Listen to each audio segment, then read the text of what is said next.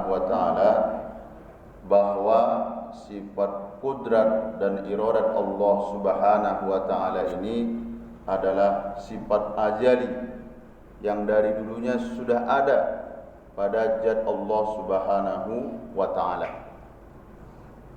Ta'alluqnya, ya, korelasinya, hubungannya, objeknya, sifat kudrat dan iradat ini hanya kepada yang mungkin bisa diterima oleh akal untuk mengadakannya, begitu juga sebaliknya. Jadi kalau nanti ada pertanyaan-pertanyaan yang berhubungan dengan sifat kudrat dan iradat Allah dikaitkan dengan sifat yang wajib dan mustahil, ini tidak bisa diterima oleh akal manusia. Jadi ta'alluq dari sifat kudrat dan iradat Allah itu hanya kepada yang mungkin untuk mengadakannya, begitu juga sebaliknya. Jadi rupanya pertanyaan-pertanyaan aneh ini bukan masa kita saja. Di Nabi Idris sudah terjadi. Jadi Nabi Idris lagi asik-asik dia menjahit baju, tiba-tiba ada syaitan yang menyamar menjadi manusia. Dijumpai itu, jumpai. Dia tanya kepada Nabi Idris, "Ya Nabi Allah," dia bawa sebutir telur. Dia katakan, "Bagaimana menurut pendapatmu? Mungkin enggak?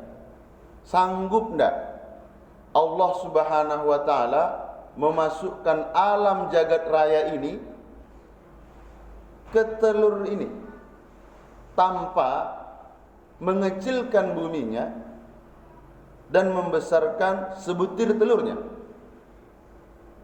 Apa yang dilakukan oleh Nabi Idris alaihissalam? Kalau ada hal-hal yang seperti ini, kita tidak bisa menemukan jawabannya. Intinya jangan dilayani.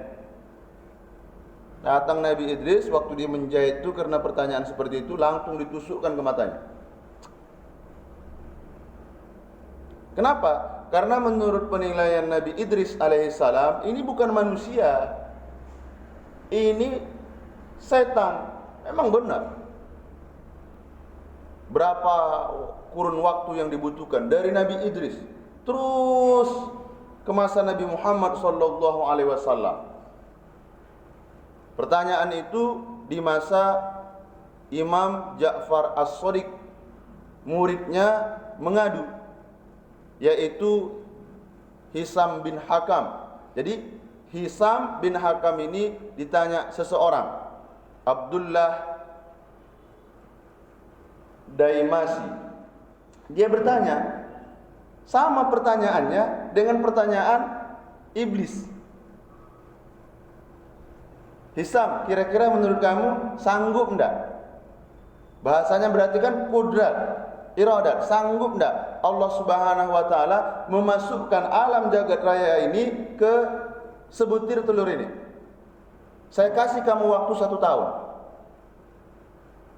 Hisam bin Hakam ini orang yang sangat ahli ibadah. Tergoncang pikirannya memikirkan itu. Tak mungkin. Saya tidak meragukan kudrat dan iradat Allah Subhanahu wa taala. Tapi pertanyaan ini nyeleneh, tidak bisa diterima oleh akal. Akhirnya dia mengadu kepada Imam Ja'far As-Shadiq, dan Imam Ja'far As-Shadiq menjawabnya. Baru kita tahu jawabannya setelah dijelaskan oleh Imam Ja'far As-Shadiq. Kamu sudah pernah dengar cerita ini? Iya. Apa yang dilakukan Nabi Idris? Yang dilakukan Nabi Idris, diambilnya jarum, ditusuknya. Lalu apa yang kita lakukan? Apakah seperti itu juga? Tidak.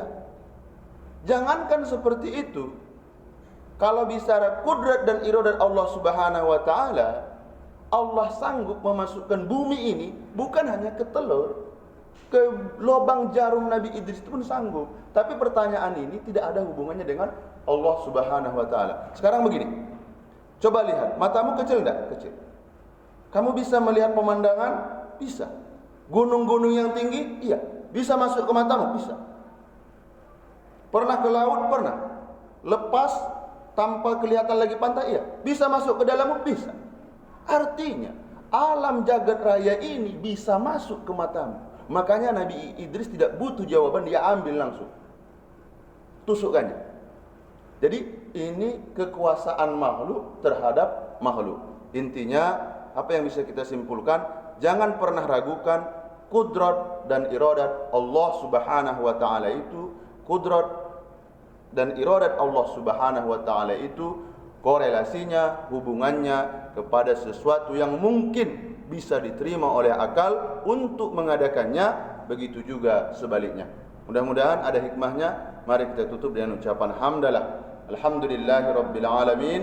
Subhanakallahumma wa bihamdika asyhadu an la ilaha illa anta astaghfiruka wa atubu ilaik. Assalamualaikum warahmatullahi wabarakatuh.